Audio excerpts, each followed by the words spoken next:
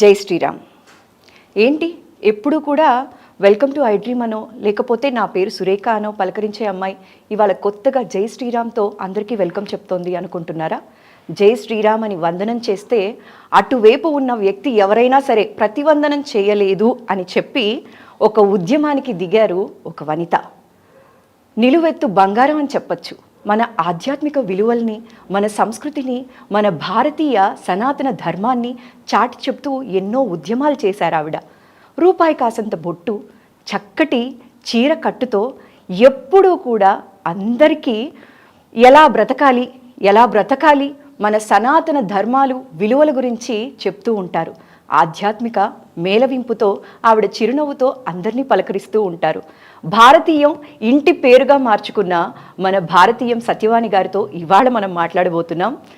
జై శ్రీరామ్ అమ్మ. జై శ్రీరామ్ అమ్మ. జై శ్రీరామ్ అనే పదానికి ప్రతివందన చేయలేదు అని చెప్పి అవతల ఒక గవర్నర్ ఉన్నప్పటికీ కూడా వారి మీద ఉద్యమానికి దిగి నవయుగ ద్రౌపదిగా మారి నేను అయోధ్యలో శిలాన్యాసం చేసే వరకు ముడి వెయ్యను అని చెప్పి శపథం చేశారు కదమ్మా. అవునమ్మా. కలియుగంలో కూడా శపథాలు చేస్తారా అని చెప్పి మీలాంటి వాళ్ళని చూసాకే నాకు తెలిసింది. నాకు తెలిసి కలియుగంలో శపథం చేసిన ఒకే ఒక నారీమణి మీరే అయి ఉంటారమ్మా. అంటేమ్మా,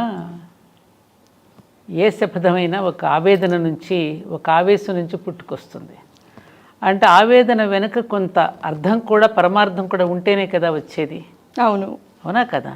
అందుకని ఆ సిచ్యువేషన్లో కలిగినటువంటి సన్నివేశాన్ని బట్టి నాకు కలిగినటువంటి ఆవేదనతో కూడిన ఆవేశం నా చేత పనిచేయించింది.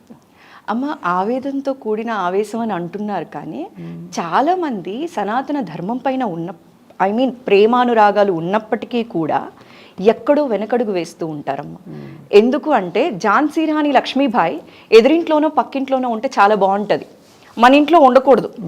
ఎందుకు, నీకు అవసరమా ఉద్యమాలు ఇవన్నీ అంటూ ఉంటారు. అయితే మీరు, నాకు తెలిసి మీ అనుభవం అంత లేదమ్మా, మా వయసు ఎన్నో సంవత్సరాల నుంచి మీరు ఇలాంటి సేవలు ఉద్యమాలు ఎన్నో చేస్తూ ఉన్నారు కదా. అయితే మీ ఇంట్లో ఎవరు కూడా మిమ్మల్ని ఆపలేదమ్మా? ప్రోత్సహించారా? అందరూ కూడా ఆపలేదమ్మా, అది పూర్తిగా ప్రోత్సహించారు. బహుశా ప్రోత్సహించటం వెనుక ఒక గొప్ప అనుగ్రహం ఉంది. ఆ అనుగ్రహమే నడిచే దైవం పరమాచార్య గురువు శ్రీ శ్రీ శ్రీ చంద్రశేఖరేంద్ర సరస్వతి మహాస్వామి వారి యొక్క అనుగ్రహం ఆశీస్సులు. అమ్మ, గురు బ్రహ్మ గురు విష్ణు గురు సాక్షాత్ పరబ్రహ్మ అంటారు. మీకు గురువుగారంటే ఎంత అభిమానం అంటే ప్రతి ఇంటర్వ్యూలో వారి పేరు తలవకుండా మీరు అసలు మాట్లాడిన రోజే లేదు. ఎంత బాగా గమనించావు తల్లి. అంతే కదమ్మా, మాటకి ముందు ఆయన్ని తలవకుండా ఉండరమ్మా. అసలు ఆయన్ని తలుచుకోగానే మీ కళ్ళంబట నీళ్ళు ఏంటమ్మా? ఆయన లేకపోతే నేను లేను కాబట్టి. అమ్మా, పెదవి మాత్రమే నాది, పదవి నా గురువుది. ఏ మాట నేను మాట్లాడేది నాది కాదు, వారే పలికిస్తున్నారు. ఇది వాస్తవం. అమ్మ, అయితే ఇప్పుడు అంత గొప్ప గురువుల్ని ఆరాధిస్తున్నాం కదా, కొంతమంది పుట్టగొడుగుల్లాగా పుడుతున్న గురువు పేరు చెప్పుకొని మిస్లీడ్ చేస్తున్నారు కదమ్మా. అవునమ్మా. వారి వల్ల అసలైన గురువులకి కూడా చెడ్డ పేరు వచ్చే అవకాశాలు చాలా ఉన్నాయి, వచ్చేసాయి కూడా. దీని మీద మీ అభిప్రాయం ఏమి? భలే ప్రశ్న వేశావు సురేఖ. దానివలననే సనాతన ధర్మానికి చాలా అవమానం జరుగుతోంది. అనేక మంది అన్యమతస్థులు వేళాకోళం చేయడానికి కూడా మనమే అవకాశం ఇస్తున్నాం. ఎందుకనంటే మన వేద వాంగ్మయం ఏదైతే చెప్పిందో ఆ వాంగ్మయాన్ని సరిగ్గా అవగాహన చేసుకోకపోవడం వల్ల, అర్థం చేసుకోకపోవడం వల్ల, ఎవరికి వారికి తోచినట్టుగా నిర్వచనాలు చెప్పుతూ ఉండడం వల్ల ఈ ప్రమాదాలు జరుగుతున్నాయి. దానిని ఆసరాగా చేసుకుని కొంతమంది సొమ్ము చేసుకుంటూ, శిష్యగణాన్ని పెంచుకుంటూ, ప్రచారకులను తయారు చేసి వారి స్వార్థం కోసం చేస్తున్నటువంటి కార్యక్రమాల వల్ల చాలా నష్టం జరుగుతోంది. ఇది కాలజ్ఞాని వీరబ్రహ్మేంద్ర స్వామి ఎప్పుడో చెప్పారు. ఈ కలియుగంలో అటువంటి నకిలీ బాబాలు, నకిలీ స్వాములు చాలామంది దిగి వస్తారు, జాగ్రత్తగా మసులుకోవాలనేటువంటి విషయం చెప్పారు. అయితే కలియుగంలో ఉన్న మనుషులు కూడా అటువంటి కలికే ప్రభావితం అవుతారు. ఎందుకని? కలిపురుషుడికి ఉన్నదంతా అధర్మం అవలక్షణాలే కదా. ఎవరి దగ్గర అయితే అధర్మం ఉంటుందో వాళ్ళకే సపోర్ట్ చేస్తాడు అంటారు కదా కలిపురుషుడు. వాళ్ళకే సపోర్ట్ చేస్తాడు, వాళ్ళనే దగ్గరకు తీసుకుంటాడు. అందుకనే ఏం చెప్పింది మనకి, ఈ కల్మష నాశిని, ఈ కల్మషాన్ని నాశనం చేయాలని భగవన్నామ సంకీర్తన, భగవంతుడిని వేడుకోవడం తప్ప మరొక శరణాగతి లేదు అనేటటువంటిది మనకి భాగవతం కూడా చెప్పింది కదమ్మా. కాబట్టి ఇది జరుగుతూ ఉంటాయి. కాకపోతే మనం నిరాశపడనక్కర్లా. ఎవరైతే విశిష్టమైనటువంటి వ్యక్తులు ఉన్నారో, ఇప్పుడు ఉన్నారుగా, అవును, చాలామంది గొప్ప వ్యక్తులు ఉన్నారు, ఇప్పటికీ తెరచాటునున్నారు, తెర మీద ఉన్నారు. వారందరూ చేస్తున్నటువంటి కృషి వల్ల ఈ మేలైనటువంటి ఈ విత్తనాలు విశిష్ట వ్యక్తుల మీదనే మళ్ళీ సత్యయుగం ఆరంభం అవుతుంది. అందుకని మనం దిగులు చెందనక్కర్లా. అమ్మ, ఇందాక మీరు మాట్లాడినప్పుడు చెప్పారు, నాకు ఇంట్లో వాళ్ళు ఏ రోజు నన్ను ఆపలేదండి, చాలా సపోర్ట్ ఇచ్చారు అని చెప్పి. అయితే నాన్నగారికి మీకు ఉన్న బాండింగ్ చాలా చక్కగా చెప్తూ ఉంటారమ్మా ఇప్పుడు. అవునమ్మా. ఇప్పుడు ఆయన సపోర్ట్ లేకుండా ఉంటే బహుశా మేమందరం కూడా సత్యవాణి గారి మాటలు ఇంత చక్కగా వినేవాళ్ళు కాదేమో. అందరూ కూడా చాలామంది అంటారు, పెళ్ళితో నా కలలన్నీ నిర్వీర్యం అయిపోయాయి, ఫుల్ స్టాప్ పెట్టేశాము, నన్ను ఒక ఇంట్లో గృహిణిలాగే చేశారు అంటారు. ప్రతి ఒక్కళ్ళు చెప్పేది ఏంటి అంటే, ఒక మగవాడి సక్సెస్ వెనక ఒక ఆడది ఉంటుంది అంటారు. కానీ ఒక ఆడది సక్సెస్ అవ్వాలి అంటే వెనక మగాడి సపోర్ట్, ఎగ్జాక్ట్గా చెప్పాలి అంటే భర్త సపోర్ట్ చాలా అవసరం అంటారు. అవునమ్మా. అంతలా సపోర్ట్ చేశారు కదమ్మా మీకు నాన్నగారు. నాన్నగారు లేని లోటు ఎలా భరిస్తున్నారండి? లోటే, కానీ ఆయన ఇచ్చినటువంటి ధైర్యం, భరోసా, నా మీద ఉన్నటువంటి అపారమైనటువంటి నమ్మకం. భార్యలను చాలామంది ప్రేమిస్తారు, కానీ ఆయనను ఆరాధించారమ్మా. ఎంత బ్యూటిఫుల్గా ప్రజెంట్ చేశారు తెలుసా అమ్మ. భార్యల్ని ప్రేమిస్తారు అందరూ, కానీ ఆయన నన్ను ఆరాధించారు. ఎంత అదృష్టం అమ్మ మీది. నిజంగా ఆయన ఒక జీవన యోగి. చాలామంది పెద్దవాళ్ళు, నాకు పరిచయం ఉన్న వాళ్ళు అంటూ ఉంటారు, నీ ఇంట్లోనే ఒక యోగి ఉన్నప్పుడు ఇంకా నువ్వు స్వామీజీల దగ్గరికి ఎందుకమ్మా వెళతావు అంటూ ఉండేవారు. నిజంగా ఆయన ఒక స్వామీలకు ఉండవలసినటువంటి అన్ని లక్షణాలు వారిలో ఉన్నాయమ్మా. గృహస్థాశ్రమంలో ఉంటూ వారిద్దరి పిల్లలకి జన్మనిచ్చి నన్ను ప్రతి విషయంలో కూడా వారు ఎంకరేజ్ చేస్తూ, నేను ఆర్జించింది కానీ ఏదైనా కూడా సమాజానికి ఇచ్చేస్తున్నప్పుడు కానీ ఎప్పుడూ నన్ను ఆయన వారించలేదు, పైగా నన్ను ప్రోత్సహించారు. తాను ఉద్యోగంలో కాస్తో కూస్తో తను ఆర్జించినటువంటి జీతంలో ఉన్న ప్రావిడెంట్ ఫండ్లో వచ్చినట్టు కూడా సమాజానికి కూడా ఆయన కూడా ఇచ్చేశారు. నిష్కామంగా, ఎక్కడా తన పేరు కానీ తనకి ఎక్కడ బయటికి రావాలని కానీ తనని గురించి కొంత గొప్పగా చెప్పుకోవాలని కూడా ఎప్పుడు ఆశించాల. తన ఉద్యోగ ధర్మాన్ని కూడా అలాగే నిర్వర్తించారు ఆయన. తనకి మెడల్స్ వచ్చినా కూడా నాకు కూడా కనీసం చెప్పేవారు కాదు. అటువంటి వారిని, ముఖ్యంగా ఆయన అలా ఉండడానికి గల మూల కారణం, వారికి 14 సంవత్సరాలు అప్పుడు ఆయనకి చదువు పూర్తయి 16 సంవత్సరంలో ఇంజనీరింగ్లో జాయిన్ అయ్యారు ఆయన. మా మామగారు కూడా ఇంజనీర్, ఒక్కరే కొడుకు. మా అత్తగారు 12 భాషలు మాట్లాడేవారు. 12 భాషలు. చాలా అందమైన యువతి ఆవిడ. సాధారణంగా 5 భాషలు మాట్లాడితేనే వారికి మెదడు చాలా షార్ప్ గా పనిచేస్తుంది అని అంటారు. అవును. 12 భాషలు అంటే, ఎందుకంటే వీరు సెంట్రల్ గవర్నమెంట్ జాబ్ అవ్వడం వలన మా మామగారికి అన్ని స్టేట్స్లో ఉద్యోగం చేస్తూ వారికి అన్ని భాషలు వచ్చి, మదర్ టంగ్ హిందీ. వీరు సెటిల్ అనమాట. వీళ్ళంతా జబల్పూర్లో, భోపాల్లో పుట్టారు మా శ్రీవారు. అలా వాళ్ళు ఉండడంతో సడన్గా మా మామగారు చనిపోవడంతో మా అత్తగారు చిన్నప్పటి నుండే ఆయన ఇంట్లో ఉన్నప్పుడు ప్రతి నెల పౌర్ణమి నాడు ఆయన చేత సత్యనారాయణ స్వామి వ్రతం చేయించేవారట, ఒక్కడనే కూర్చోబెట్టి. ఓకే. ఆ చిన్నప్పుడు సత్యనారాయణ స్వామి వ్రతం చేయటం వల్ల సత్యాన్ని వ్రతంగా ఎలా ఆచరించాలి, సత్యమే నారాయణ స్వరూపం అనేది తెలుసుకున్నటువంటి వారే ఏనాడు ఆయన అబద్ధం అనేది ఆడేవారు కాదమ్మా. నేను వారి జీవితంలో జరిగిన కొన్ని సంఘటనలు చూసి నేనే ఆశ్చర్యపోయిన సంఘటనలు ఎన్నో ఉన్నాయి. ఇలా కూడా ఈ కలియుగంలో ఒక మనిషి ఉండగలడు దేనికి ప్రభావితం కాకుండా అనేది చాలా సంఘటనలు ఉన్నాయి. మీరు చెప్తుంటే నాకే చాలా వండర్ లాగా కనిపిస్తోందమ్మా. వ్రతం అంటే కూర్చున్నావా, మాకేదన్నా కోరిక ఉందా, ఇది తీరిపోవాలి స్వామి అని కోరుకుంటారే తప్ప అందులోని ఆంతర్యాన్ని పట్టుకోవడం అనేది చాలా తక్కువ మంది చేస్తారు. ఒకసారి ఎందుకు, నా పెళ్ళైన కొత్తలో మేము విశాఖపట్నం ట్రాన్స్ఫర్ అయ్యాం. ఎవరిది మా ఇంట్లో ఒక కార్బన్ పెన్సిల్ వచ్చి పడింది. ఇంట్లో ఎవరు తెచ్చి పడేసారో పిల్లలు ఆడుకుంటూ తెచ్చారు. ఓకే. ఇదేంటి కార్బన్ పెన్సిల్, ఇది గవర్నమెంట్ పెన్సిల్స్ ఏవి మంది ఇంట్లో ఎందుకున్నాయి, తను తెచ్చారని అనుకుంటారేమని కంగారు పడిపోయి ఆ పెన్సిల్ని బాయిలర్లో వేయించారు నా చేత. అంటే అంత నిబద్ధత అనమాట, అంత నిబద్ధత కలిగినటువంటి. ఇప్పటికీ ఎంఈఎస్ ఆఫీస్కి వెళ్తే అక్కడ ఉన్న వాళ్ళందరూ అమ్మో సార్ అమ్మ నిలువెత్తు ధర్మం అమ్మ ఆయన అని చెప్తూ ఉంటారు. అట్లాంటి గొప్ప ఒక జీవన యోగి అమ్మ చంద్రశేఖరరావు గారు. వారికి ధర్మపత్నిగా నేను ఉండడం అనేది అది ఏ పూర్వజన్మ సుకృతమో. మీరు నాన్నగారికి దొరకడం ఆయన అదృష్టం, ఆయన మీకు దొరకడం మీ అదృష్టం. ఆది దంపతులమ్మ మీరిద్దరూ కూడా.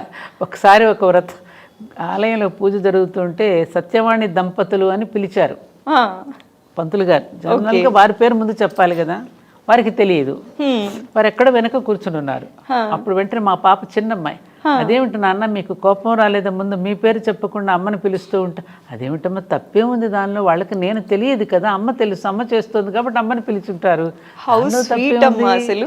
అంటే మేల్ ఈగో అనేది జనరల్గా సాధారణంగా వాళ్ళకి అహం ఉంటుంది. అవును కదా, అలాంటిది కూడా ఎక్కడ ఎప్పుడు ఎన్నడూ ప్రదర్శించలేదు ఆయన.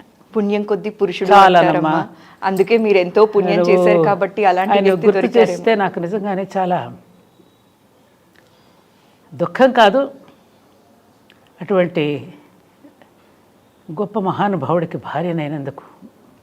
ఆయన భౌతికంగా మీతో పాటు లేకపోయినా ఆయన ఆశీస్సులు ఎప్పుడూ మీతోటే ఉంటాయి. అందుకే నుదుటన నేను ధరించేది ఆ విభూతి ఆయనకి ప్రతీక, కుంకుమ అమ్మవారికి ప్రతీకగా రెండూ ధరిస్తున్నాను. అందుకే అమ్మ ఆయన అక్కడే ఉన్నారమ్మా.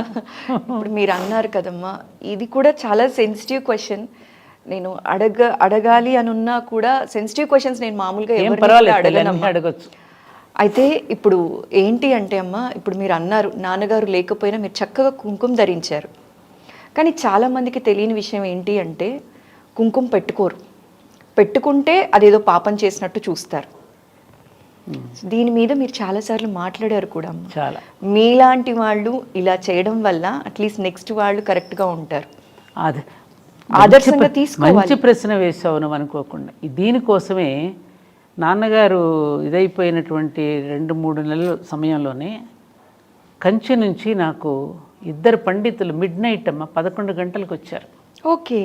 వచ్చి నాకు కుంకుమ విభూతి ఇచ్చి శంకరాచార్య పంపించారు, ఇది మిమ్మల్ని ధరించమని తమిళ్లో చెప్పారు.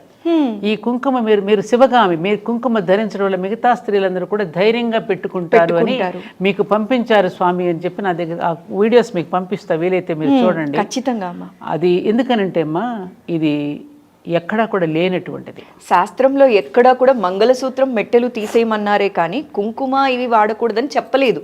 ఒకటమ్మా, ఇంకోటి అది కూడా అడుగుతున్నా నేను ఒక క్వశ్చన్. మంగళసూత్రం విషయం కూడా, మంగళసూత్రం కట్టేటప్పుడు వరుడు ఏమని అంటున్నాడు, నువ్వు 100 ఏళ్ళు జీవించు అంటున్నాడు.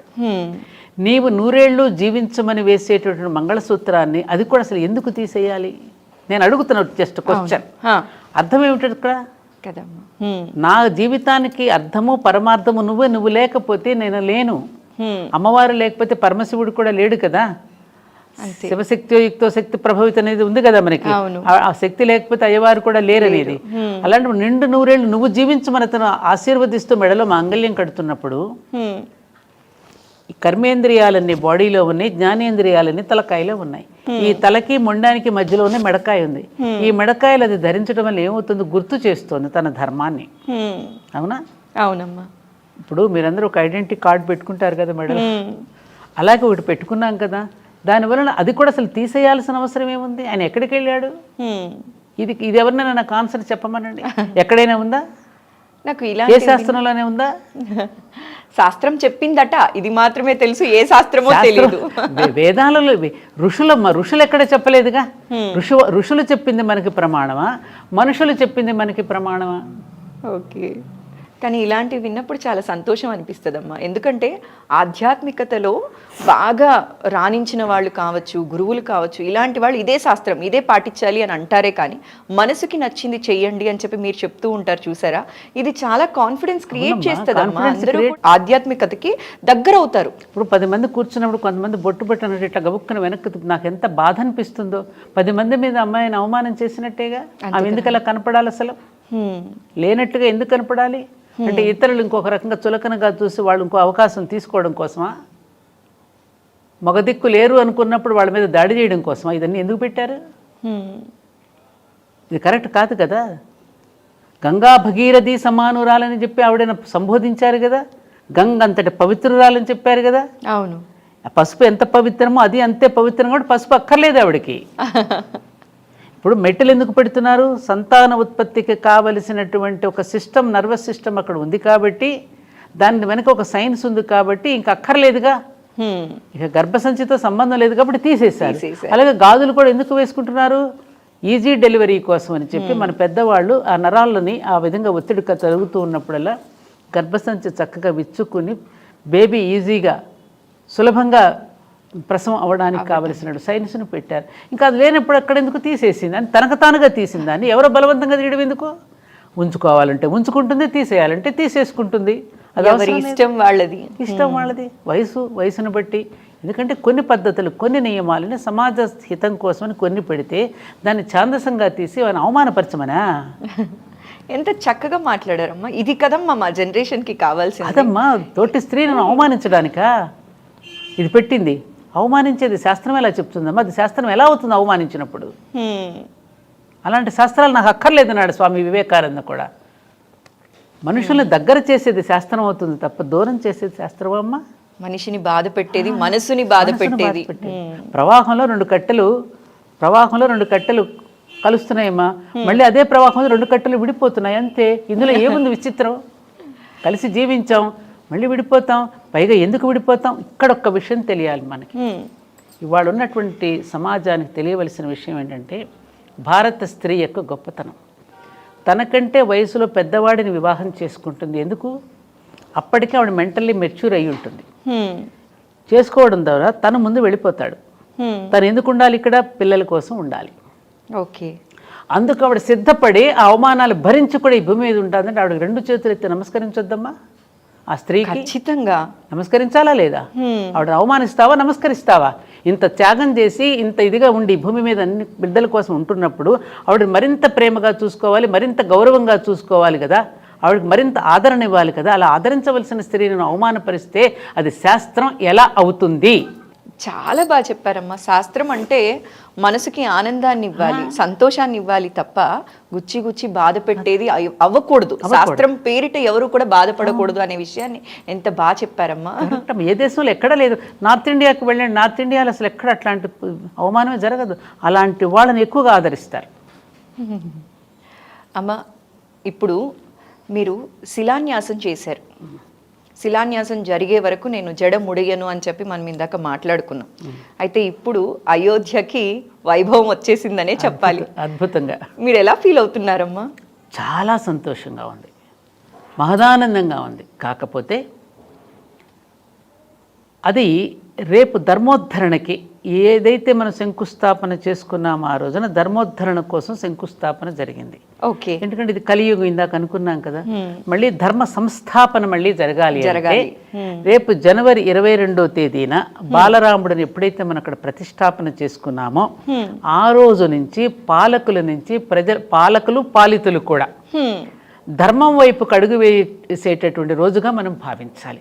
అలా జరగనప్పుడు ఆ భవనాలు కూడా వృధా అవుతాయి అనేది నా అభిప్రాయం. ఆలయ నిర్మాణం దేనికోసం? వ్యక్తిత్వ నిర్మాణం కోసం.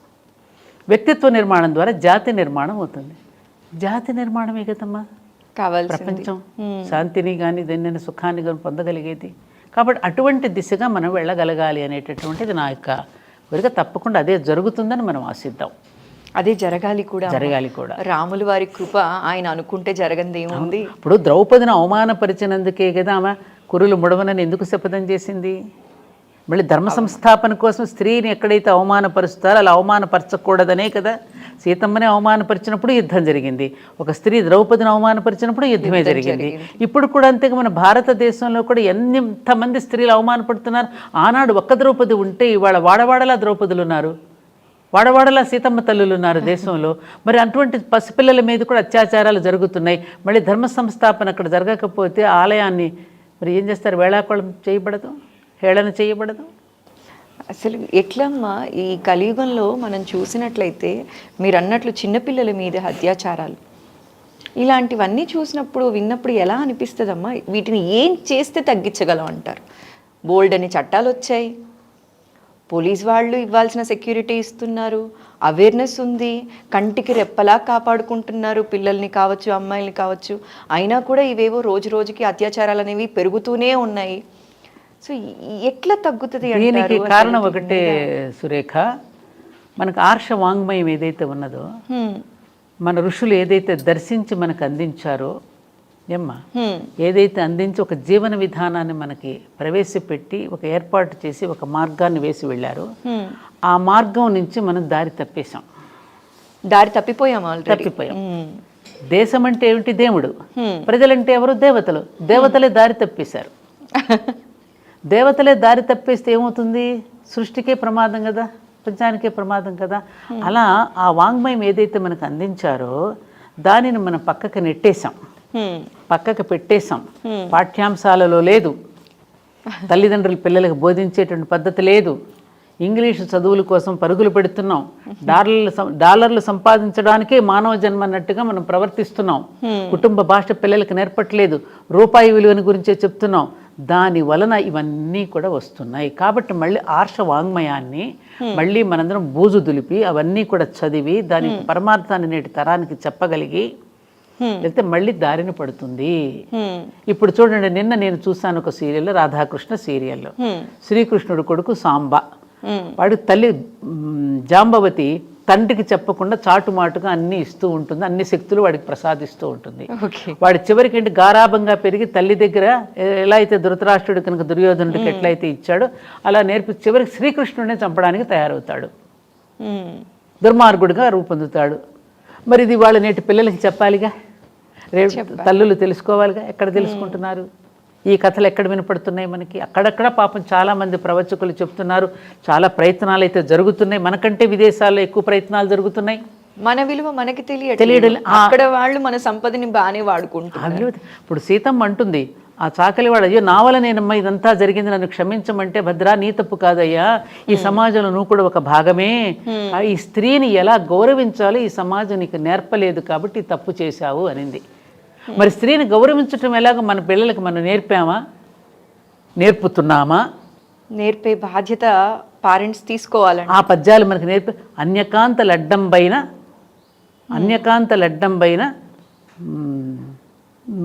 తొలగువాడు, పక్కకు తొలిగేవాడు, అట్లా వెళ్ళిపోయేవారు కదా. వివాహిత స్త్రీలను చూస్తే నమస్కారం చేసేవారు. వివాహిత స్త్రీలను అనబడేటట్టుగా మనం ఉంటున్నామా అమ్మా? ఈమె వివాహిత అనేటట్టుగా మనం ఉంటున్నామా? బొట్టులు పెట్టుకోవట్లేదు, గాజులు వేసుకోవట్లేదు, మెట్టలు ధరించట్లేదు, మాంగళ్యం కూడా లేదు. ఇవాళ ఎవరికి మ్యారేజ్ అయ్యిందో ఎవరికి తెలియట్లేదు. అవివాహిత మీద కూడా అత్యాచారం జరిగింది. అట్లా అని నేను పురుషంగా చెప్పడంలా, అలాంటి వాటికి అవకాశం మనం ఎందుకు ఇవ్వాలి అంటున్నాను నేను. అమ్మా, ఇది ఒక యాంగిల్ అయితే మీరు అంటున్నారు కదా, కొందరు పంచమాంగళ్యాలు కానీ ఇవన్నీ ధరించి చీరకట్టు ఇవి చేస్తే వాళ్ళ మీద కమెంట్స్ ఇంకా బోల్డ్ ఉన్నాయి. పల్లెటూరు గొర్రె డైరెక్ట్ గా ఈ మాటే అంటున్నారు. దానికి తోడు అట్లాంటి మాటల్ని మరీ మీడియాలో కూడా సినిమాల్లో కూడా ప్రోత్సహిస్తున్నారుగా, కొన్ని కార్యక్రమాల్లో వేషధారణలపై వాటిని ఎంటర్టైన్మెంట్గా చూస్తున్నారుగా. నేను మంచి మాటలు ఎంత చెట్టు కింద కూర్చుని ఒక్క రూపాయి ఖర్చు లేకుండా చెప్తాను రండి అంటే రారు. నువ్వు అదే ఒక ప్రోగ్రామ్ని కనుక ఎంటర్టైన్మెంట్గా బూతు పదాలతోనూ ద్వంద్వార్థాలను చేస్తే దానికి మిలియన్స్ పీపుల్ చూస్తున్నారు. ఎగ్జాక్ట్లీ. ఎక్కడ తప్పు జరుగుతోంది? సెన్సేషన్కి చూస్తున్నారా, సెన్స్ని పెంచేవి చూస్తున్నారా? జనాలకి కావాల్సింది అదేమో అనిపిస్తుంది. సెన్స్ అక్కర్లా, సెన్సేషనల్ న్యూస్ కావాలి. ఎగ్జాక్ట్లీ. మరి అలాంటప్పుడు ఎలా? ఎక్కడ మారాలి? ఎవరు మారాలి? ఈ మూలం ఎక్కడుంది? ఇది శోధించాలి సురేఖ. ఆ మూలాన్ని ఛేదించి ఎక్కడ మూలంలో తప్పు జరుగుతుందో మూలాన్ని పరిశుద్ధం చేస్తే అప్పుడు మిగతా శాఖలన్నీ పరిశుద్ధం అవుతాయి. మీరు అన్నారు తల్లిదండ్రులు పిల్లలకి చెప్పాలి, కూర్చోబెట్టాలి అని. తల్లిదండ్రులకే టైం లేదు, మా పిల్లల మంచి జీవితం కోసం మేము పరిగెడుతున్నాం అండి, సంపాదిస్తున్నాం అంతే తప్ప ఇక్కడ సంస్కారం నేర్పిస్తున్నారు కాదమ్మా. గ్రాండ్ పేరెంట్స్గా మాలాంటి వాళ్ళమే గ్రాండ్ పేరెంట్స్గా పిల్లలకి చెప్తే కూడా పేరెంట్సే అంటున్నారు ఈ కాలం ఇంతేనమ్మా, ఈ కాలం పిల్లలు ఇంతే, నువ్వు అనవసరంగా కోప్పడకు అనేటటువంటి పరిస్థితులు వచ్చినాయి. భలేవారు, గ్రాండ్ పేరెంట్స్ ఉన్న వాళ్ళని అదృష్టవంతులుగా పరిగణించాలి. న్యూక్లియర్ ఫ్యామిలీస్ అయిపోయాయి అన్ని. అక్కర్లే, వాళ్ళు ఓల్డ్ ఏజ్ హోమ్స్ ఉన్నాయిగా. గ్రాండ్ పేరెంట్స్ అంటే ఎవరు కూడా అలో చేయట్లేదు. అసలు ఏం మాట్లాడాలో మనకి తెలీదు. ఈ టాపిక్స్ మాట్లాడితే ఎటో వెళ్ళిపోతాం ఇక. అమ్మా, మీరు గోహత్య మహాపాపం అన్న విషయం మనందరికీ తెలిసిందే. అయితే భారతదేశంలో గోహత్యలు పెరుగుతున్న సమయంలో రోజుకి కొన్ని వందల్లో జరిగాయి. ఆ టైంలో మీరు ఒక ఉద్యమం చేసి జైలుకు కూడా వెళ్ళారు కదమ్మా. అవునమ్మా. ఇది చాలా తక్కువ మాట్లాడలేదు, మీరు ఎక్కడా కూడా మాట్లాడలేదు. అవునమ్మా. అసలు అంటే ఉద్యమాలు, ఆడవాళ్ళు ఉద్యమాల వరకు చేయడమే ఒక లెవెల్, బయట రావటం మాట్లాడడం. ఉద్యమం చెయ్యాలంటే మీరేం ఆలోచించరమ్మా, ఇలా వెళ్ళిపోతారా? నాకున్నది సురేఖ, అది బలహీనతో తెలియదు, బలమో తెలియదు. చిన్నప్పటి నుండి కూడా ఎక్కడైనా ఒక అక్రమ అన్యాయం చిన్నప్పుడు కూడా ఏదైనా ఊళ్ళో కూడా ఏదైనా జరుగుతుంది గబుక్కు నేను పరిగెత్తేదాన్ని. ఓకే, అదేమిటో మరి భగవంతుడు నాకు ఆ ప్రవృత్తి పెట్టాడు. దానివల్ల చాలా ఇబ్బందులు కూడా ఉంటాయి, చాలా ఇబ్బందులు ఎదుర్కోవాల్సి వస్తుంది. అలా తొందరగా ప్రతిస్పందించేస్తాను దేనికైనా. ఇప్పుడు ఆవిడ నమస్కారం చేయలేదని నేను ప్రతిస్పందించడం ఎందుకు? 2500 గోవులు రోజు మిడిల్ ఈస్ట్ కంట్రీస్ పంపించేస్తున్నాడు అంటారే. గోమాత అంటే మనందరికీ ప్రాణం కదా. అటువంటి గోవుల్ని పైగా అప్పటికప్పుడు చంపడం కాదమ్మా, వాటిని వేలాడేసి వాడి మీద వేడి వేడి వేడి వేడి నీళ్లు పోసి కోసి అక్కడ హలాల్ మీట్ అంటే ఇష్టపడతారని దాని మాంసం కింద చేసి మిడిల్ ఈస్ట్ కంట్రీస్కి పంపిస్తూ ఉంటే రుద్రారంలో ఆ మెకనైజ్డ్ స్లాటర్ హౌస్, దాని మీద నేను 3 నెలలు నిరాహారంగా ఓన్లీ ద్రవం మాత్రమే తీసుకుని మొత్తం అన్ని గ్రామాలు తిరిగి పర్యటించి ప్రజలలో కొంత అవేర్నెస్ తీసుకురావడం. అక్కడ 700 మంది పోలీసులు ఉండగా నేను వెళ్ళి అక్కడ ధ్వజం పెట్టాను. 700 మంది పోలీసులు పహారా పెట్టారు అప్పుడు. అప్పుడు నేను బస్సులో వెళుతూ కనుక అక్కడికి వెళ్ళినందుకు నన్ను అరెస్ట్ చేసి అప్పుడు 4-5 డేస్ ఉన్నట్టున్నాను, గుర్తులేదు ఎన్ని రోజులు. అమ్మ, మానసికంగా అది చాలా పెద్ద క్షోభ కదమ్మా. నేను మంచి చేస్తే నాకు ఎందుకు ఇలాంటివన్నీ? ఇప్పుడు చాలా మంది సబ్జెక్ట్ మాట్లాడగలిగే శక్తి ఉంటుంది, సనాతనం పైన వాళ్ళకి చాలా పట్టు ఉంటుంది, కానీ ఎందుకు మాట్లాడదాంలే, మనం ఒకటి మాట్లాడితే 10 అంటారు. గరికపాటి గారి లాంటి వారి పైన, చాగంటి గారి పైన ఇలాంటి వాళ్ళనే వదలలేదమ్మా. చూడమ్మా, వాళ్ళు లిటరలీ ప్రెస్ మీట్ పెట్టి కళ్ళమ్మట నీళ్లు పెట్టుకుని సారీ చెప్పారు. అవునమ్మా. అలాంటివి చూసిన తర్వాత ఎవరు వస్తారమ్మా ముందుకి మాట్లాడటానికి? మీరు కూడా అలాంటి ఉద్యమాల్లో పాల్గొన్నప్పుడు చాలా ఎమోషనల్ ట్రామా ఫేస్ చేసి ఉంటారు. ఎప్పుడైనా అనిపించిందమ్మా ఎందుకు నాకు ఇవన్నీ? ఒక్కసారి మాత్రం నేను చాలా బాధపడ్డాను. ఎప్పుడంటే అది మీకు గుర్తు చేస్తున్నాను. అయోధ్య రామ జన్మభూమి విషయము, అల్ కబీర్ మెకనైజ్ స్లాట్ మీద ఉద్యమం చేసినప్పుడు నేనేమి జైల్లో కూడా నేను చేస్తే జైలర్స్ అందరూ లోపల వచ్చి కూర్చుని నా చేత సత్సంగం చేసుకునేవారు. అవన్నీ గుర్తుని శివాభిషేకం చేయించారు. ఒక మాట అన్నారు తల్లులు, ఎంత గొప్ప సంస్కారం. అమ్మ, మా మీద కూడా చాలా అభాండాలు మోపబడి వచ్చిన వాళ్ళ స్త్రీలు వచ్చిన, కానీ మేము జైలు ఎంతైనా మేము పడతాం తల్లి, నువ్వు మాత్రం సుఖంగా ఉండాలమ్మా, నువ్వు ఆరోగ్యంగా ఉండాలమ్మా, నువ్వు జాగ్రత్తగా వెళ్ళి రామన్న సాగనంపింది మాత్రం నేను మర్చిపోలేనమ్మా. వాళ్ళు సామాన్య స్త్రీలమ్మ వాళ్ళంతా. వాళ్ళ మీద ఇట్లాగే అభియోగాలు మోపబడి వచ్చిన వాళ్ళే పాపం. నిజంగా నేరం చేసిన వాళ్ళు తక్కువ, నేరం చేయని వాళ్ళు కూడా ఉన్నారు. వాళ్ళందరూ కూర్చుని కాసేపు అలా భజన చేయటం అవన్నీ చేశాను నేను అక్కడ.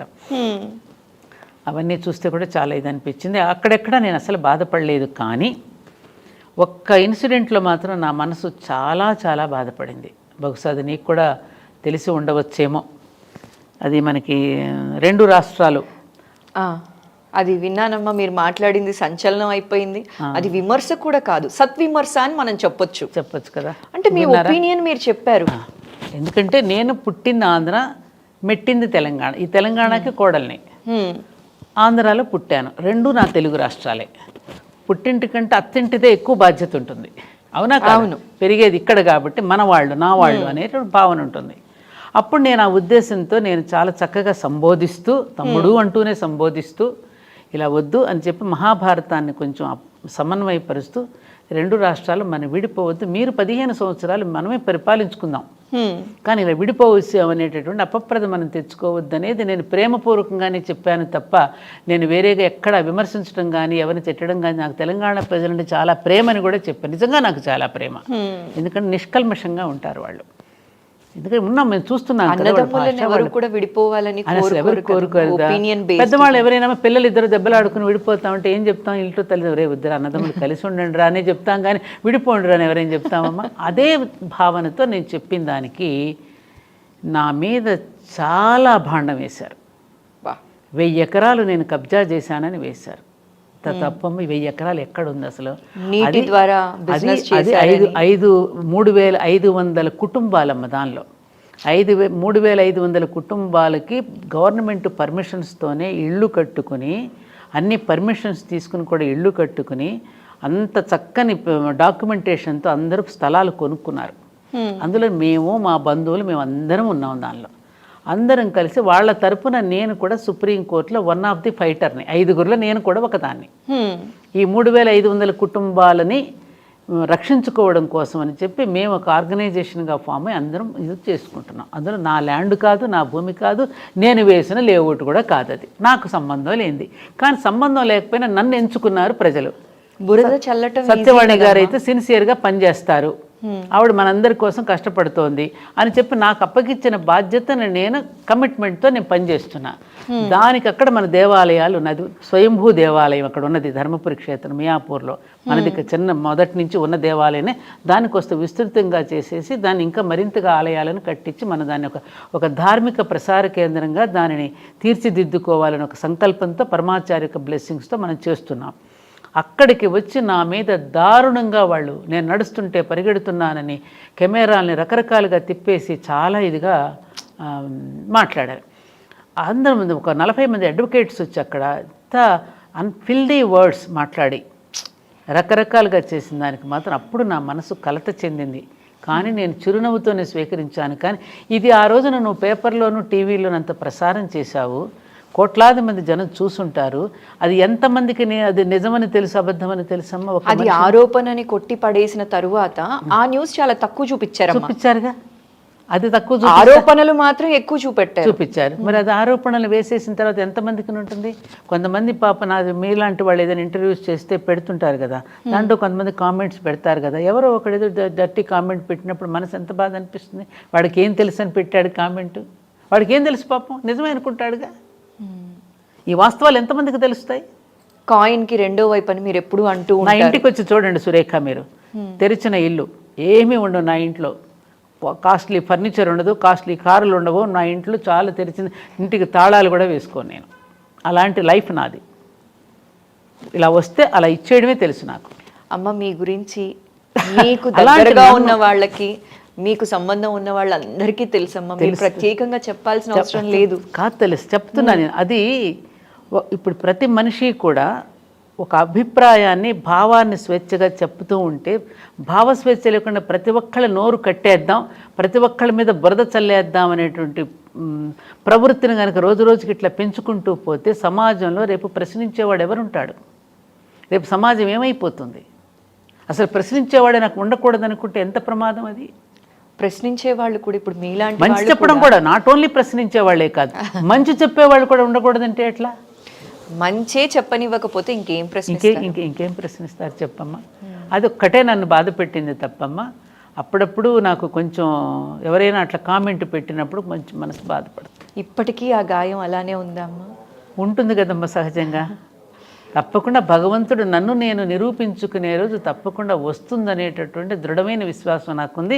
దానిలో అంత సత్యం ఉన్నది, దానిలో అంతటి పవిత్రత ఉన్నది, దానిలో అంత గొప్పతనం కూడా ఉన్నది. కాబట్టి తప్పకుండా అమ్మవారు, నేను నమ్ముకున్న నా దైవం ఎప్పటికైనా దానిని నన్ను ప్రూవ్ చేస్తుంది సమాజానికి. నాకు నమ్మకం. సీతమ్మ వారికే తప్పలేదమ్మా. మరి తప్పలేదు. పాండవులే కష్టాల పాలై అడవుల పాలై ఉన్నారమ్మా. అజ్ఞాతవాసం, అరణ్యవాసం చేసి, రామచంద్రుడే 14 ఏళ్ళు అరణ్యవాసం చేశాడు. మనమెంత తల్లి, ఇంకా వాళ్ళకన్నా చాలా సుఖంగా బ్రతకడలా మనం? బోలెడంత సుఖంగా బ్రతుకుతున్నాం వాళ్ళకంటే. కాబట్టి అది నేను పెద్ద ఇదిగా తీసుకొని, కాకపోతే అప్పుడప్పుడు మనిషిని కదమ్మా కొంచెం పించేస్తుంది. కొంచెం కాదమ్మా, అది చాలా పించేస్తుంది. ఎందుకు అంటే మనకి 10,000 పొగడతలు వచ్చుండొచ్చు, 10,000 మంది చప్పట్లు కొట్టుండొచ్చు, ఇవేవి గుర్తుండవు. బాగా చెప్పారు. ఎక్కడో ఒక విమర్శ లేకపోతే ఒక చిన్న నెగిటివ్ కమెంట్ అనేది మనసుని కోసేస్తుంది, రంపంతో కోసినట్టు. అవును, అది మనిషి మీద ఎంతటి ఇంపాక్ట్ చూపిస్తుందో అది మన మాటల్లో చెప్పలేము. అది నాకు చాలా సార్లు జరిగింది. అది రంపంలాగానే కోసేసింది మీరు అన్నట్టుగానే. బాధపడ్డా ఏం చేస్తాం మనం. అందుకే అంటారు కదమ్మా, మామూలుగా నవ్విన నవ్వులు సంతోషాలు గుర్తుండవట ఒంటరిగా ఉన్నప్పుడు. బాధపడిన రోజులు, ఏడ్చిన రోజులు ఇవే గుర్తొస్తాయట. నేను మనస్ఫూర్తిగా కోరుకుంటున్నాను మీకు ఆ గాయం కంప్లీట్గా హీల్ అయిపోయి, అది ఆరోపణ అన్న విషయం మీకు తెలుసు, అందరికీ తెలుసమ్మా, మాకు కూడా. అది ఆరోపణ అని ఎప్పుడో కొట్టి పడేశారు కూడా. ఇంకోటి ఉంది శాస్త్రం, రుద్రాధ్యాయంలో ఉన్న జంబే దధామి అంటే అలా మనం తప్పు చేయకపోయినా తప్పు చేసినట్టు మన ఎవరైనా అంటే గనక నువ్వు బాధపడకు, జంబే దధామి, శివుడి నోట్లో వేసేయమంది వాళ్ళని. నేను కూడా అదే అనుకున్నాను, అది తెలిసిందే కదా. అమ్మ, ఇప్పుడు మీరు మాటల్లో అన్నారు ఆ అమ్మవారు చూసుకుంటారు, శివుడి నోట్లో వేసేయమన్నారు అని చెప్పి. మీ ఇష్ట దైవం ఎవరమ్మా? అమ్మవారు లలిత పరమేశ్వరి. లలితా పరమేశ్వరి. మీరు రెగ్యులర్గా లలిత పఠనం ఇట్లాంటివి చేస్తూ ఉంటారమ్మా? ప్రతిరోజు నిత్యాగ్నిహోత్రం చేసుకుంటానమ్మా ఇంట్లో. ఓకే. ఇప్పుడు వాళ్ళ మార్నింగ్ కూడా నేను అగ్నిహోత్రం చేసుకునే వచ్చాను మీ దగ్గరికి. ఎందుకనంటే నేను నిత్యాగ్నిహోత్రం చేసుకోవడానికి ఒక కారణం ఉంది, అది చెప్పాలి మీకు. శ్రీ ధర్మపురి క్షేత్రం అని మన మియాపూర్లో మనం కట్టినటువంటి ఆలయాలన్నీ ఒక సముదాయంగా ఉంది. అక్కడ ప్రాణప్రతిష్ఠ జరిగింది. ఆ ప్రాణప్రతిష్ఠ జరిగిన అన్నింటిలోనూ నా ఇన్వాల్వ్మెంట్ ఉంది కాబట్టి, నేను చేయించాను కాబట్టి, నాకు లోపల ఒక బాధ ఏమిటంటే, ఆచార్యులు ఉన్నారు, పురోహితులు ఉన్నారు, పెడతారు, టైం కానీ టైం ఉండొచ్చు, ఒక్కోసారి జరగవచ్చు, జరగకపోవచ్చు. బిడ్డల్ని మనం కనిన తర్వాత మనమే పెట్టుకుంటాంగా అన్నాం. అలాగే అక్కడ ప్రాణప్రతిష్ఠ చేసిన తర్వాత వాళ్ళని కూడా మనం జాగ్రత్తగా చూసుకోవాలి కదా. అందుకని నేను ఇంటిలో ఉండే ఆ దేవతలందరికీ మన ఇంటిలో ఉండే హవిస్సులు వేస్తూ ఉంటాను అనమాట. ఓకే. ఒక బ్రేక్ఫాస్ట్ లాగా తినిపించడం అనుకో. ఎందుకంటే అగ్నిముఖంగానే కదా వారు స్వీకరించేది. అది మనం పెట్టిన తర్వాత మనం తింటాం నైవేద్యం. ఇది అగ్నిముఖంగా వేస్తే వారికి చెందుతుందనేది మనకి శాస్త్రీయ దృక్పథంతో చెప్పిన విషయం అందరికీ తెలిసిందే కదమ్మా. అలా పెట్టుకుని నేను తృప్తి పడతానంతే, ఇందులో గొప్పదేం కాదు. అందుకే ఎన్ని విషయాలు నేర్చుకోవాలమ్మా మీ దగ్గర నుంచి. మేము 8 గంటలు పనిచేసేదానికి పొద్దున్నే వచ్చేప్పుడు టైం అయిపోయిందని చెప్పి ఓ రోజు పూజ చేస్తాం, ఓ రోజు అమ్మకి చెప్పొచ్చేస్తూ ఉంటాం, ఇలా పరిగెట్టేస్తూ ఉంటాం. ఏమంటే టైం లేదు, ఉట్టి నమస్కారం పెట్టుకొని వచ్చేస్తూ ఉంటాం. ఈ వయసులో కూడా మీరు రెస్ట్ తీసుకోకుండా ఇంత ఓపిక్గా అమ్మవారికి కృతజ్ఞత చెప్తున్నారు రోజు హవిసు రూపంలో. అయితే ఇప్పుడు ఈ పూజలు ఇలాంటివనేవి చాలా తక్కువైపోయాయి కదమ్మా, నిత్య జీవితంలో చాలా తగ్గించేశారు. దైవబలం అనేది కూడా ఖచ్చితంగా కావాలి, కష్టానికి దైవబలం ఉన్నప్పుడే వాళ్ళు అనుకున్న పొజిషన్కి రీచ్ అవుతారని కూడా పెద్దలు చెప్తూ ఉంటారు కదమ్మా. అలాంటి వారికి మీరు ఇచ్చే సందేశం ఏంటమ్మా? పూజలు చేస్తున్నారమ్మ సురేఖ. ఇప్పుడు పూర్వం కంటే కూడా పారాయణలు కానీ, భగవద్గీత, లలిత, హనుమాన్ చాలీసాలు, పారాయణలు గ్రూప్గా అందరూ చేసుకోవడం, ఇళ్లలో ప్రతి ఒక్క వెనకటి రోజుల్లో వ్యవసాయదారు కుటుంబాల్లో కానీ గ్రామాల్లో కానీ పండుగ రోజు తప్ప దీపాలు వెలిగించడం అనేది ఉండేది కాదు. కార్యక్షేత్రంలో పనిచేయడం తెలుసు, పండుగ రోజున దీపం తెలుసు, సాయంత్రం దీపారాధన అంతే తప్ప పూజాధికాలు లేవు. దేవాలయానికి వెళ్ళడం, అక్కడ సమర్పించుకోవడం, ఇంట్లో మాత్రం పని చేయటం, అది అసలు కరెక్ట్ పద్ధతే అది. ఓకే. కానీ ఇప్పుడు ఉన్నటువంటి ఆధునిక కాలంలో ప్రతి చోట మన కర్ణాటక, తమిళనాడు రాష్ట్రం అంతా ప్రతి ఇంట్లో బ్రహ్మాండమైన పూజ గదులు ఉంటాయి. మన తెలుగు రాష్ట్రాల్లో అంత ఉండవు. కానీ ఇప్పుడు మన తెలుగు రాష్ట్రాల్లో కూడా ప్రతి ఇంట్లోనూ ఒక పూజ గది ఉంటుంది. బాగా మంచి ఫోటోలు అయ్యి పెట్టి రోజు నిత్యము ఆరాధన, నిత్యము పూజలు ఇప్పుడు ఎక్కువ అయ్యాయి. కాకపోతే ఈ పూజా విధానాలు ఎక్కువ అవుతున్నాయి, కానీ పూజ యొక్క పరమార్థాన్ని కూడా ఎరిగి చేస్తే ఇంకా బాగుంటుంది. ఇప్పుడు మన దీపారాధన చేస్తున్నాము, ఇది పృథ్వీతత్వానికి గుర్తుగా మనం ఏం వెలిగిస్తామంటే అక్కడ గంధం పోస్తాం. అలాగే వాయుతత్వానికి గుర్తుగా థ్యాంక్స్ చెప్పుకుంటూ ఉద్బత్తి వెలిగిస్తాం. ఏమ్మా, ఆకాశతత్వానికి థ్యాంక్స్ చెప్పుకుంటూ అక్కడ పుష్పం పెడతాం. వహిని తత్వానికి, తేజోతత్వానికి గుర్తుగా దీపం పెడుతున్నాం. ఈ భగవంతుడు మనకు అన్ని ప్రసాదించినటువంటి దీనికి అమృతతత్వం అని చెప్తూ నైవేద్యం పెడుతున్నాం. అంటే 5గురికి థ్యాంక్స్ చెప్పుకుంటున్నాగా. అక్కడేమది అలా భౌతికంగా పూజ అయితే చేస్తున్నావు, ఈ తత్వాన్ని నువ్వు ఎందుకు జీర్ణించుకోవడలా? అది నాకు అంతు పట్టదు. అంటే ప్రతిదానికి కూడా రుద్ర నమక చమకాలు వచ్చి నమః నమః నమః అంటాడు. వృక్షానికి నమస్కారం, కేశానికి నమస్కారం, దొంగకి నమస్కారం, దొరకి నమస్కారం అని అంటాడు కదా. అనన్య చింతయ అది కూడా వంట పట్టించుకున్నప్పుడు వాటికి ధన్యవాదాలు ఎందుకు చెప్పాలి, ఎందుకు చెప్తున్నావు మనం, అది ఎప్పుడు కూడా గుర్తెరిగి ఉండాలి. దాని పట్ల ఏమరపాటు చెందకుండా ఉండడం కోసం కదా మనకి చెప్పారు. అది పోతోంది, అది తగ్గుతోంది. అది కనుక ఉంటే ఇంత అమానుషం ఎందుకు జరుగుతుంది? నిజంగానే వాటికి థ్యాంక్స్ చెప్పుకుంటూ ఉన్నప్పుడు నువ్వు పర్యావరణాన్ని ఎందుకు నాశనం చేస్తున్నావు? పర్యావరణం కోసమే కదా నువ్వు థ్యాంక్స్ చెప్తున్నావు. మరి పర్యావరణానికి ఎందుకు మనం విచ్ఛిన్నం కలిగిస్తున్నావు? అక్కడ మనం ఏమరపాటు చెందుతున్నాం. ఆ వైపుగా గనుక మనం ఆలోచించగలిగితే అప్పుడు భగవంతుడు మన పూజను స్వీకరిస్తాడు అనేది మనకి శాస్త్రం చెప్పింది. అది సత్యం కూడా. ఎంత చక్కగా చెప్పారమ్మా. అయితే ఇందాకే నేను మిమ్మల్ని ఒక క్వశ్చన్ అడగాలనుకున్నానమ్మా. అప్పుడు మీరు ఎమోషనల్గా ఉండటం వల్ల నేను మళ్ళీ ఆ టాపిక్ తీయలేదు. మీరు నాన్నగారి విషయం చెప్తూ కూడా చాలాసార్లు చెప్పారు, మీకు మీ మధ్య బాండింగ్ అందరికీ తెలిసిందే, మీ దగ్గర మిమ్మల్ని దగ్గర నుంచి చూసిన వాళ్ళకి కావచ్చు, ఇలా చాలామందికి తెలుసు. అయితే ఈ మధ్యకాలంలో ఆ బాండింగ్ నిజంగా లేదమ్మా. లేదు. ఎందువల్ల అయి ఉండొచ్చు అంటారు? ఆ బాండింగ్ పెరగటానికి మీరు ఇచ్చే సలహా ఏంటమ్మా? ఏంటంటే అమ్మా, ఒకప్పుడు సరైన వయసులో వివాహాలు జరిగాయి. తల్లిదండ్రులు చక్కగా అన్ని వైపులా చూసి వివాహాలు చేసేవారు. అప్పుడేమయ్యేది, ఆ వివాహాలు ముందుగా మనసులు పెనవేసుకునేవి. ఇప్పుడేమవుతోంది, మనసులు పెనవేసుకోవడం పోయి శరీరాలు పెనవేసుకోవడం మొదలైంది. అందుకే అంటారు పాశ్చాత్యులకి వివాహం అంటే 2 జీవితాల కలయిక కాదు, 2 శరీరాల కలయిక. భారతీయులకి 2 జీవితాల కలయిక. Marriage is not for recreation, it is for creation అన్నారే. ఈ దాంపత్య యజ్ఞం అనేటువంటి సృష్టి నిలవడానికి భగవంతుడి చేత ఏర్పాటు చేయబడింది అనే సత్యం ఇప్పుడు పిల్లలకి ఎవరు చెప్తున్నారు? ఎంతవరకు నీకు ఫోటోషూట్స్, అసలు పెళ్ళిళ్ళకి వెళుతుంటే ఎవరినైనా నిండు మనసుతో ఆశీర్వచించే పరిస్థితులు కనపడుతున్నాయా తల్లి? చుట్టూ ఆ గొడుగులు పెట్టుకునే కెమెరాలు ఉంటాయి. ఎక్కడి నుంచో మనం విసిరేయాల్సి వస్తుంది అక్షతలు. అబ్బా ఎప్పుడు పిలుస్తారా అని గుంపుగా వెళ్ళిపోయి మనం చేస్తున్నాం తప్ప అటు వివాహం చేస్తున్న తల్లిదండ్రులు చెప్పడం లేదు, బిడ్డలకి తెలియదు పాపం వివాహం అంటే ఏమిటో. ఆ ఫోటోషూట్స్కి, ఈ భోజనాలకి, ఈ హడావుడికి, ఈ ఈవెంట్ మేనేజర్స్కి ఇస్తున్నటువంటి ప్రాధాన్యత రేపు జీవితంలో దాంపత్య జీవితాన్ని అనుభవించవలసినటువంటి వాళ్ళకి, 75 సంవత్సరాల జీవితాన్ని పంచుకోవలసినటువంటి వాళ్ళకి మనం ఏం చెప్తున్నాం? మాకు అలా చెప్పి పంపించారు. మా తరం వాళ్ళకి చెప్పింది మీరు తీసుకున్నారు కూడా. తీసుకున్నాం కూడా. ఇప్పుడు నిజంగా అందరికీ ఉన్నాయి ఇవి. ఈవెన్ ఎవ్వరు కూడా ఇందులో కూడా తక్కువేం కాదు. అందరికీ పెళ్ళి అయిన కొత్తలో ప్రతి ఇంట్లోనూ ఒక అమ్మాయి ఒక చోట నుంచి మరొక ఇంటికి వెళ్ళినప్పుడు ఆ వాతావరణానికి అలవాటు పడడానికి అందరికీ సమయం పడుతుంది. అప్పుడు మా అమ్మ వాళ్ళు ఏం చెప్పేవారు, ఈ మొక్కని ఇక్కడి నుంచి మరొక చోటకి మార్చినప్పుడు ఆ వాతావరణానికి అలవాటు పడి ఆ మొక్క మళ్ళీ చిగురించడానికి సమయం పడుతుందమ్మా. అలాగే మేమందరం కూడా అనుభవించాము, మీరు కూడా అనుభవించండి, తర్వాత మీరే చూస్తారు, ఓర్చుకుంటే ఓరుగల్ల పట్టణం లభిస్తుందమ్మా అని చెప్పేవారమ్మ వాళ్ళు. ఇప్పుడు నా బిడ్డ కష్టపడ్డం ఎందుకు, వచ్చేయమ్మా. అదే జరుగుతోందిగా ఇప్పుడు. అందులో ఒకళ్ళిద్దరు ఉన్నారు, షేర్ చేసుకోవడానికి 10 మంది పిల్లలు లేరు ఇవాళ, ఒకరినొకరు ఆదుకోవడానికి చెప్పడానికి. అది ఇంకా అయిపోయింది. అందులో బాగా అనుకోకుండా అనవసరపు డబ్బు ఒకటి వచ్చేస్తుంది, అందరికి ఈజీ మనీ వచ్చేసింది, జీతాలు పెద్ద పెద్దగా ఉంటున్నాయి, అందుకని నాకుండగా నేను సంపాదించుకుంటాను ఇంకా నాకేంటి అనేటటువంటి ఇది వచ్చింది. ఈగోస్. ఇది తెలియకపోవటం వల్ల జీవితపు విలువ. సీతాదేవికి పెళ్ళి నిశ్చయం అయిపోయి జడేస్తుంటుంది సునయన.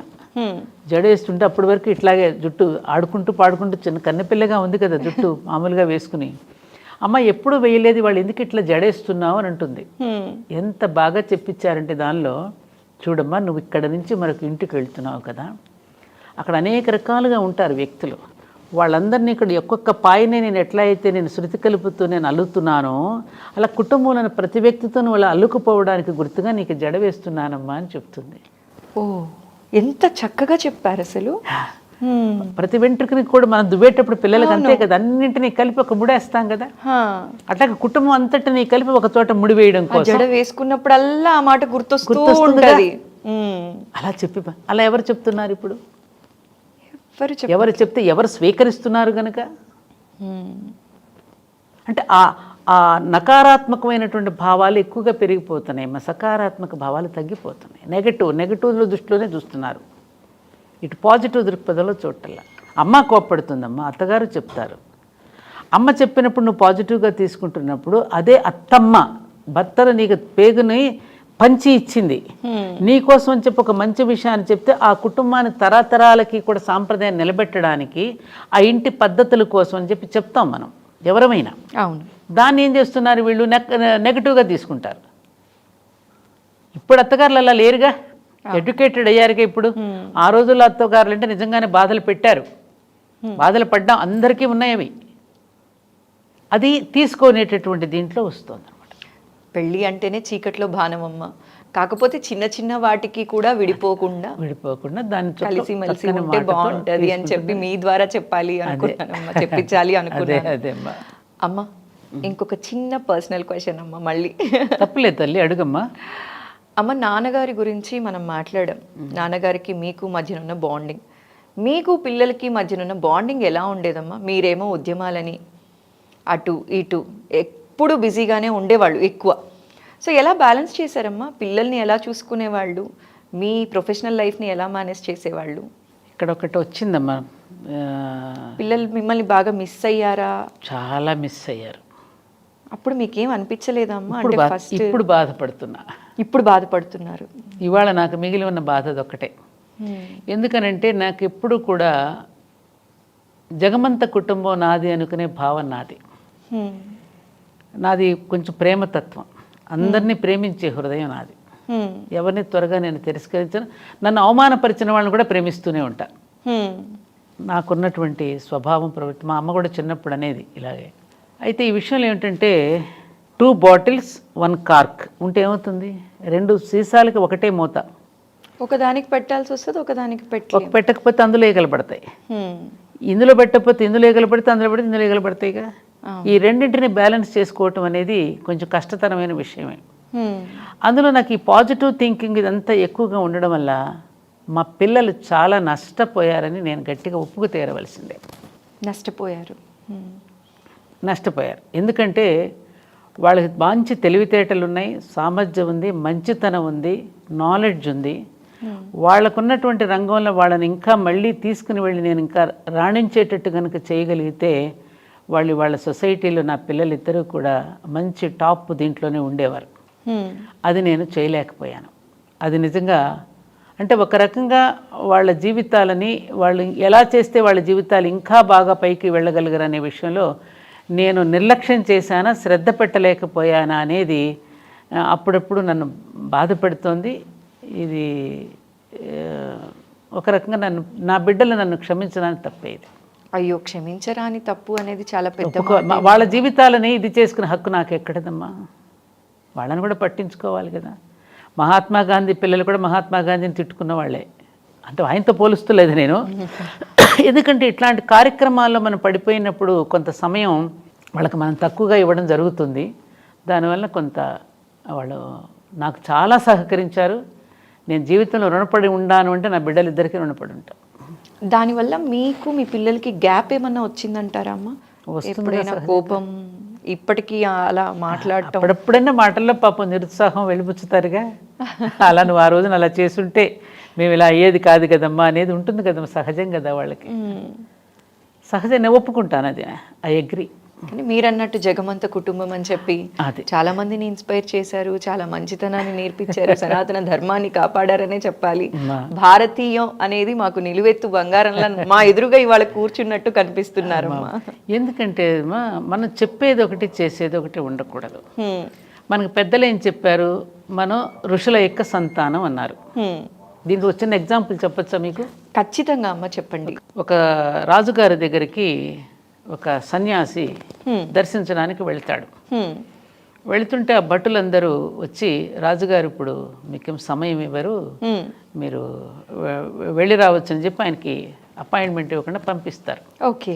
పంపిస్తే అతను వెళుతుంటాడు, ఆయన సోదరుడు వచ్చి వెళ్ళాడని చెప్పండి అని చెప్తాడు ఈ సన్యాసి. ఓకే. ఈ మాట వెళ్ళి రాజుగారికి చెప్తారు, మీ సోదరుడు అండి వచ్చి వెళ్ళాడు అని. రాజుకు కోపం వచ్చి, నాకు సోదరుడా? నాకెవరు లేరే, మా అమ్మకి నేను ఒక్కడనే కదా, నాకు సోదరుడు అని చెప్పింది ఎవరబ్బా, పిలుచుకురండి, అతన్ని నిలదీసి అడుగుతాను అని చెప్పి కోపంగా చెప్పిస్తే వాళ్ళు మళ్ళీ వెనక్కి పిలిచి తీసుకొస్తారు. ఇప్పుడు రాజుగారు, ఏమిటయ్యా నాకు సోదరుడు అని చెప్పావంట, ఏ విధంగా నాకు సోదరుడు అవుతావు నువ్వు అని అడిగారు. అడిగితే అయితే రాజుగారు నేను ఒక 3 ప్రశ్నలు వేస్తాను, చెప్పండి. ఆ ప్రశ్నలు ఏంటమ్మా? మిమ్మల్ని పుట్టించింది ఎవరు రాజుగారు అని అడిగాడు. ఓకే. పరమాత్మ. పరమాత్మ. మరి ఆ పరమాత్మకి నేను పుట్టింది ఎవరికి ఆ పరమాత్మే. మన ఇద్దరిని పరమాత్మే పుట్టించినప్పుడు మరి మీరు నాకు సోదరుడు కాకేమవుతారు రాజుగారు? ఇంకేం సమాధానం చెప్తాడు రాజుగారు? ఏం సమాధానం చెప్తాడు? మీ జన్మకారం ఎవరు అంటే ఆ పరమాత్మే కదా, ఎవరికైనా పరమాత్మేగా తన తండ్రిని ఇచ్చింది, ఆ రూపం ఇచ్చింది. మరి నన్ను పుట్టించింది ఎవరు రాజుగారు? పరమాత్మే. మరి మన ఇద్దరు తండ్రి పరమాత్మ అయినప్పుడు మీరు నాకు సోదరుడే కదా అంటాడు. ఇది కదా మన వసుధైవ కుటుంబకం అని ఒకవైపు చెప్తూ, జగన్మాత సంతానం అని మనం ఒకవైపుని చెప్తూ, ఆ జగన్మాత సంతానమే మన చుట్టూ ఉన్నారని తెలిసినప్పుడు మరి ఎవరిని ప్రేమించకుండా ఎలా ఉంటాం మనం?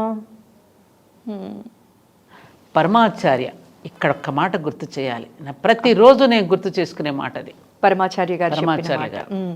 ఆయన అంటారు, భగవత్ సాన్నిధ్యం అందరికీ లభించడం లేదు, అదేదో నా దగ్గర దొరుకుతుందని చెప్పి వాళ్ళ కష్ట సుఖాలు నాతో చెప్పుకుని అమాయకంగా తృప్తి పడుతూ వెళ్తూ ఉంటారు. అయినా వీళ్ళ కోసం కాక, వీళ్ళ కష్టాలు వినడం కాకపోతే నేనెందుకు జీవించి ఉండాలి అన్నారు స్వామీజీ. అలాంటి మహానుభావుల దగ్గర ఇవాళ ఎంతమందికి సాన్నిధ్యం దొరుకుతుంది చెప్పమ్మా? మరి ఎవరికి చెప్పుకుంటారు ఈ కష్ట సుఖాలు?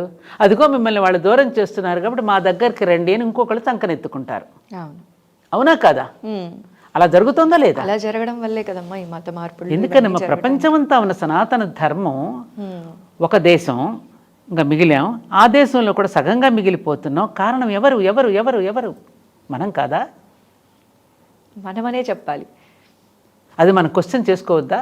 పక్క మతం వాళ్ళు వాళ్ళకి జరిగిన మంచిని ఖచ్చితంగా చెప్తున్నారు, 100 మందికి ప్రచారం చేస్తున్నారు. మన వాళ్ళు ఎంతమంది చెప్తున్నారమ్మా? ఎంతమంది చెప్తున్నారు? దేవుడి ద్వారా జరిగిన మిరాకిల్స్ ఎంతమంది చెప్తున్నారు? ఆ చెప్పుకోవడం అనేది మన రక్తంలో లేదు. మన గొప్ప మనం చెప్పుకోం. ఆ చెప్పుకోకపోవడం ఇతరులని అవకాశంగా తీసుకుని వాళ్ళు చెప్తున్నారు. నిలుస్తుంది? అది నిలవదు కదా. సత్యం సత్యమే కదా. ఇవాళ కాకపోతే రేపు ఇవాళ ప్రపంచ దేశాలనే భారతదేశం వైపు ఎందుకు చూస్తున్నాయి? ఎందుకు నేర్చుకుంటున్నారు అక్కడ వేదాలు? ఇవాళ ప్రపంచ దేశాల్లో చాలా దేశాలలో అదేదో పరమార్థం గుర్తించే కదా అంతమంది అని గ్రంథాలు రాశారు. పాల్ బ్రంటన్ దగ్గర నుంచి అనేక మంది, మన ఐన్స్టీన్ లాంటి మహానుభావులు ఎందుకు పొగిడారు మన దేశాన్ని? కాబట్టి ఇవన్నీ వస్తాయి, కాలక్రమాలు అన్నీ మారుతాయమ్మా. కాబట్టి నువ్వు అడిగిన దానికి ఆ ఒక్కటి నాకు కొంచెం బాధ ఉంది. ఇక నాకు జీవితంలో లక్ష్యాలు కూడా ఏమీ లేవమ్మా.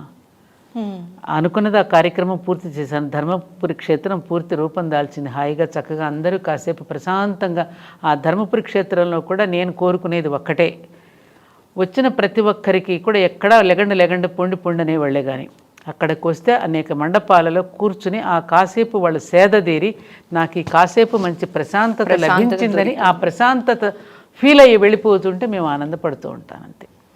అదే నాకు, ఇంకేం లేదు. రోజు చక్కగా మంచి మంచి రాధాకృష్ణ, జానకిరాముడు, మహాభారతం ఇవన్నీ వస్తున్నాయి. వాటిని చూస్తూ ఇదిగో ఎప్పుడన్నా నాకు నచ్చి మీలాంటి వాళ్ళు ఇలా పిలిస్తే 2 మాటలు చెప్పడం తప్ప ఇంకా నాకు జీవితంలో ఏ ఆలోచన లేదు, ఏ లక్ష్యము లేదు, ఏ ఉద్యమము లేదు. సో మొత్తానికైతే ఇప్పుడు సంతోషంగానే ఉన్నారు కదమ్మా, మనస్ఫూర్తిగా హ్యాపీగా? మీరు అనుకున్నవన్నీ చేశారు, చాలా సంతోషంగా ఉంది. ఇట్లా అనిపిస్తే ఇట్లా చేసేసేవాళ్ళు. రేపు 22న అయోధ్యకు కూడా వెళుతున్నాను దర్శించుకోవడానికి, ఆహ్వానం వచ్చింది. ఇంకా అంతకంటే ఏం కావాలమ్మా జీవితానికి? ఇంకేం కావాలి? నాకు అన్నీ ఇచ్చాడు. అదొక్కటే నన్ను అప్పుడప్పుడు బాధ పెట్టేది, ఆ విషయం ఒక్కటి తప్ప ఇంకేం లేదు. ఆ బాధ కూడా అలా వెళ్ళిపోవాలమ్మా. ఏదో అంటారు కదా, కొండలాగా వస్తుంది వెంటుక లాగా వెళ్ళిపోతుంది అంటారు చూసారా? అలా ఆ బాధ కూడా త్వరలో వెళ్ళిపోవాలి. త్వరలో కాదు, ఈ క్షణం నుంచి వెళ్ళిపోవాలని మనస్ఫూర్తిగా కోరుకుంటున్నానమ్మా. మీలాంటి వారు అసలు బాధపడకూడదు. బాధపడనమ్మా. పరమాచార్య చెప్పినయే నాకు ఆదేశం అమ్మా. ఆయన అన్నారు, పాపము అనే రోగానికి దుఃఖము అనేది ఔషధం. ఎంత గొప్ప మాట! ఆ కన్నీటితో ఆ ప్రక్షాళన అయిపోతుంది, అది పాప ప్రక్షాళన జరుగుతుంది. భీష్ముడు కూడా మన అంటున్నాడు మహాభారతంలో, దుఃఖం అనేటువంటి ఆత్మకు గంగా స్నానం వంటిది. దుఃఖం అనేది ఆత్మకు గంగా స్నానం వంటిది. ఎంత ఎంత మంచి గొప్ప మాట! అలాంటప్పుడు ఇంకా దుఃఖం గంగా స్నానం చేస్తే అయిపోయింది, పవిత్రత దొరికింది, దాంతో ఆత్మ ప్రక్షాళన అయిపోయిందిగా గంగా స్నానంతో. అందుకే ఆత్మలింగేశ్వరుని గంగా స్నానం మాత్రమే పెట్టాను మా ధర్మపురి క్షేత్రంలో. ఓన్లీ గంగాజలంతోనే అభిషేకం అక్కడ, అందుకే పెట్టాను అది. అక్కడ కూడా చాలా ప్రశాంతంగా ఉంటుందమ్మా. మీరు ఎప్పుడైనా గుడికి చూసారా? వెళ్ళినా కూడా చూసానమ్మా. ఎంత ప్రశాంతంగా ఉంటుందో అసలు. అక్కడికి వెళ్ళి ఇంకా అలా కూర్చొని అలా వచ్చేస్తే దైవనామ స్మరణలో కాసేపు సాధన చేసుకున్న వాళ్ళం అవుతాం. అంతే తల్లి. అతి అదృష్టం ఉంటే తప్ప అక్కడికి రాలేమేమో అనిపిస్తుంది. అలాంటి దైవ కార్యాలు చేయాలంటే కూడా దేవుడి ఆజ్ఞ లేనిది చేయలేమమ్మా. ఆయన ఆజ్ఞనమ్మా, గురువు ఆజ్ఞ, అమ్మాయి దైవాజ్ఞ. అమ్మ, మీ విలువైన సమయాన్ని ఈరోజు మా ఐ డ్రీమ్ కోసం వెచ్చించి చాలా చక్కటి ఇన్ఫర్మేషన్ మా ప్రేక్షకులతో పంచుకున్నారమ్మా. జై శ్రీరామ్. మంచి తల్లి, నమస్కారం అమ్మ. జై శ్రీరామ్.